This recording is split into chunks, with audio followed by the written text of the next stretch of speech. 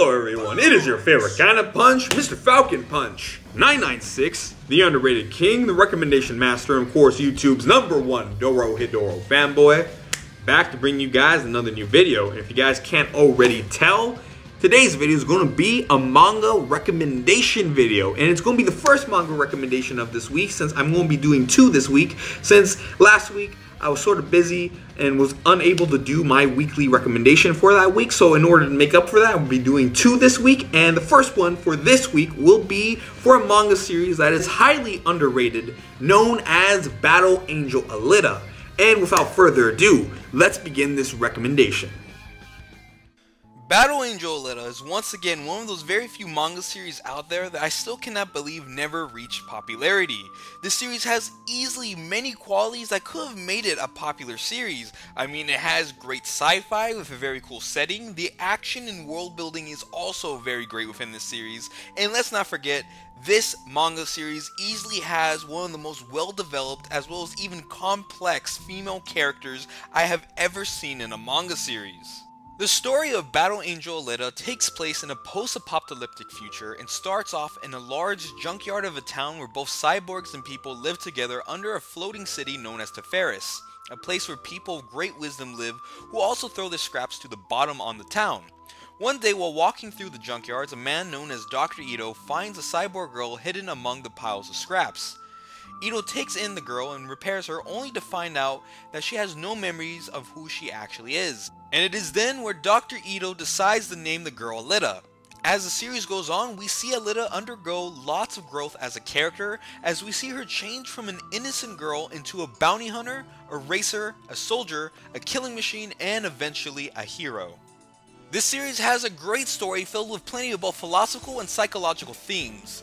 The world building of this manga series is also very great and very interesting, as you could totally tell that the mangaka of this series tried his best to bring the world of the series to life, and in my opinion nearly succeeded in almost every way. And that is because the world of this series is pretty detailed and interesting and really sucks you in as soon as you see it, just like the art of this series, which is also another great aspect of this manga series, since it features many unique and impressive character designs, and the art overall does a very good job in capturing the setting as well as all the emotion that goes on in this series. As I said in the beginning of this video, Alita is probably one of the most well-developed female characters I've ever seen in a manga series, and trust me, I have read quite a few manga series in my time.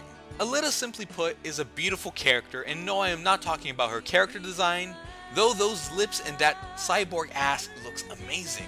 But getting back on topic, Alita goes through major development as a character as we see her learn and grow throughout this series.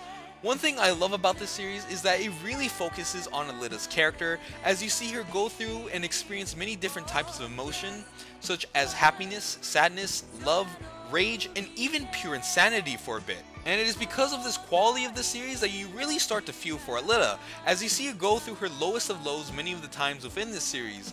But no matter how far she falls, she always manages to get back up, as well as to find a bit of hope, even if it's just a small glitter. And I can't express enough of how good of a character Alita actually is, since she's very memorable, very badass, and gets loads of development and complexities that is hard not only to find in a female character, but hard to find in almost any character within a manga series overall. Also, Alita went through an entire manga series without once being used as a piece of fan service, which is rare for almost any female in an action seinen manga series. But then again, despite her having a very detailed body, it is in fact robotic, as she is a cyborg, so even if the mangaka wanted to go down the fan service route with her character, it really wouldn't work well, since we will just have robotic ass cheeks and boobs and weapon bukakes all over the place, which, let's face it, aren't as good as the real thing. Overall, Battle Angel Alita, if you can't already tell, is an amazing manga series. I believe anyone wanting to read a great manga series with one of the best female characters ever, as well as read a series with a great amount of sci-fi, world building, action, and even drama can enjoy greatly. However, be aware the ending of this series is pretty rushed. But the good thing is that this manga series has a sequel called Battle Angel Alita Last Order, which fixes a majority of the problems with the ending. And now the time has come to wrap up and finish this video.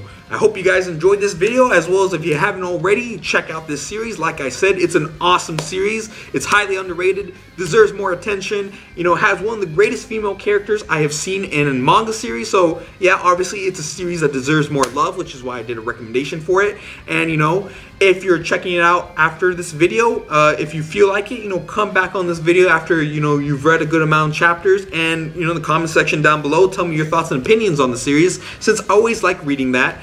And as always, I am Mr. Falcon Punch 996. Like, comment, subscribe to my reviewing channel, Mr. Falcon Punch 9000. And of course, if you haven't done any of that yet, obviously you will be Falcon Punch in the face, so you better do it. And I'll see you guys next time.